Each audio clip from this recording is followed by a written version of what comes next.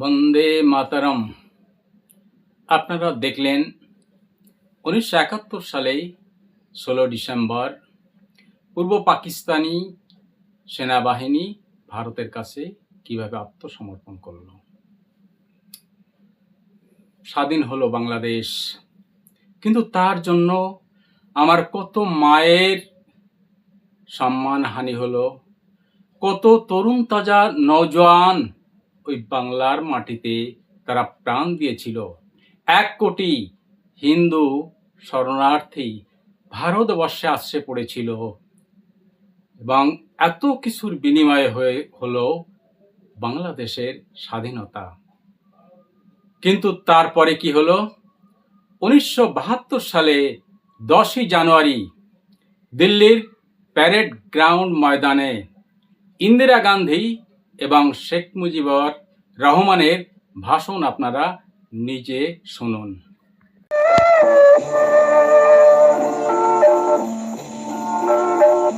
The date is 10th January 1972.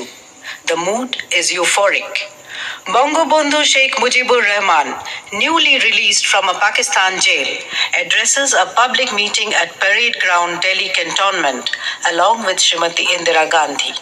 बहनों और भाइयों, हमारे लिए आज एक बहुत हर्ष का दिन है। मैं भाषण करना नहीं चाहती हूँ, आप सब उत्सुक हैं शेख साहब को सुनने के लिए। शेख साहब ने अपने जनता से वादा किया था कि उनको स्वतंत्र करेंगे और एक नया जीवन बिताने का अवसर देंगे, और वो वादा उन्होंने पूरा कर दिया है। चाहे वो उनका शरीर जेल में बंद था, लेकिन उनकी आत्मा को कोई बंद नहीं कर सका, और उसमें प्रेरणा दी बांग्लादेश के लोगों को। इस हिम्मत से उन्होंने लड़ा और आज वो स्वतंत्र हैं, और उन्हीं आदर्शों पर लड़ा जो हमारे देश को प्रेरणा देते आए हैं। हमने यहाँ भारत में भी 3 वादे किए थे अपनी जनता से। पहले ये कि जो शरणार्थी यहाँ आए हैं वो सब वापस जाएंगे। दूसरा ये कि हम हर तरह से मुक्ति वाहिनी की सहायता करेंगे, बांग्लादेश के लोगों की मदद करेंगे, और तीसरे कि शेख साहब को हम जरूर छुड़वाएंगे जेल से।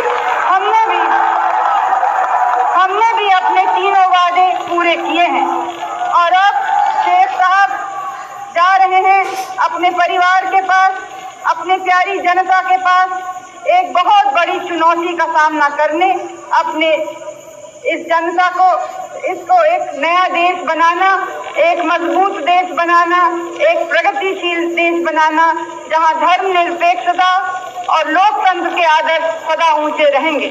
तो अब उन्हीं की हम आप सबके तरफ से उनका स्वागत करती हूँ, और ताहे दिल से मैं अब अपनी बहुत हार्दिक शुभकामनाएं आपके तरफ से उनको, उनके परिवार को और बांग्लादेश के भविष्य के लिए देती हूँ। जय बांग्ला।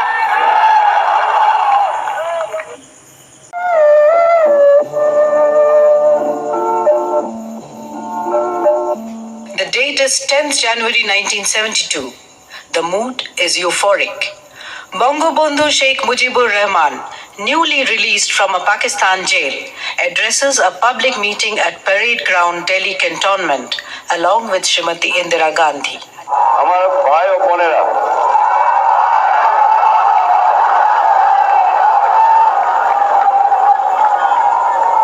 আপনারা অনেক ইতিহাস জানেন। 7 কোটি বাঙালির উপর যে অত্যাচার হয়েছে সেই ইতিহাস আপনারা জানেন। দুনিয়ার কোনো দেশের স্বাধীনতা আন্দোলনে এত মানুষের জীবন যায় নাই যা আমার সোনার বাংলার উপর দিয়ে চলে গেছে। 10 লক্ষ লোক মৃত্যুবরণ করেছে। 1 কোটি লোক মাতৃভূমি ত্যাগ করে ভারতে আশ্রয় নিয়েছিল। শত শত যুবককে রাস্তা, মা বোনকে গুলি করে হত্যা করেছিল। কি চেয়েছিলাম? বাঁচবার অধিকার চেয়েছিলাম। তার পরিধান পেয়েছিলাম বন্দুক, বুলেট, গুলি। আমি আজ বাংলাদেশ স্বাধীন সার্বভৌম রাষ্ট্র। বাংলাদেশ এবং ভারতবর্ষ পাশাপাশি ভাই ভাই হিসেবে বাস করবে শান্তিপূর্ণ ভাবে।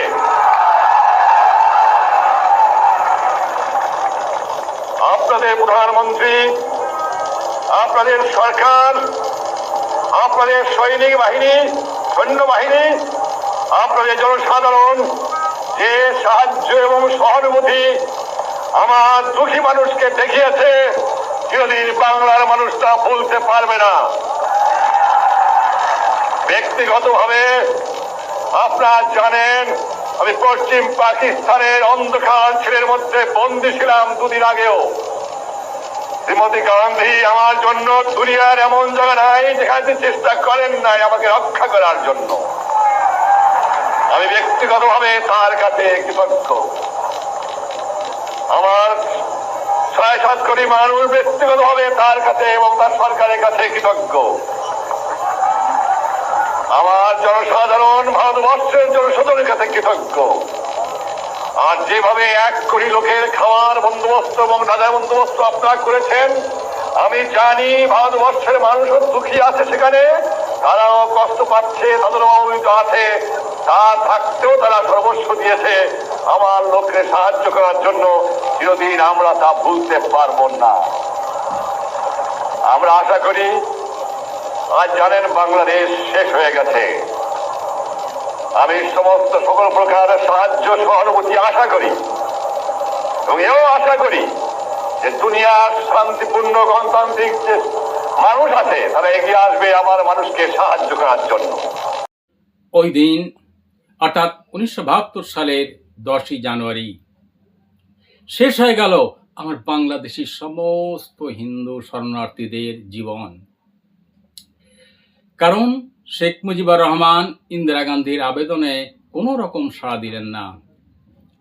অসহায় ইন্দিরা গান্ধী, যিনি সারা বিশ্বব্যাপী 1 কোটি হিন্দুর শরণার্থীদের জন্য যিনি বাংলাদেশের স্বীকৃতি আদায় করেছেন, যিনি আমেরিকার ভয়কে তোয়াক্কা না করে ওই বাংলাদেশ সৃষ্টির জন্য আদেশ দিয়েছেন এবং সেই বাংলাদেশ তৈরি হয়েছে, অথচ আমার শরণার্থী মানুষ ওই বাংলাদেশে ফেরার আর কোনো সুযোগ পেল না। অর্থাৎ বাংলাদেশ সরকার তাদের আর ফেরত নিল না। অসহায়ের মতো ইন্দিরা গান্ধী সেদিন আমার শরণার্থী মানুষকে আর ফেরত পাঠানোর কোনো রাস্তা খুঁজে পেলেন না। তিনি ওই বাংলাদেশের বিরুদ্ধে পুনরায় সামরিক অভিযান করার হয়তো সাহস আর দেখালেন না। বাধ্য হয়ে ভারতে তিনি পুনর্বাসন দিলেন আমার এই ভাই বোনেদের। আর আমার ভাই বোনেদের সামনে কি রইল?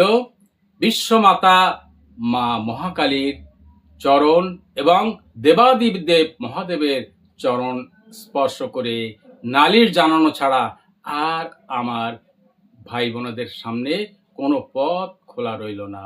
জয় বঙ্গ।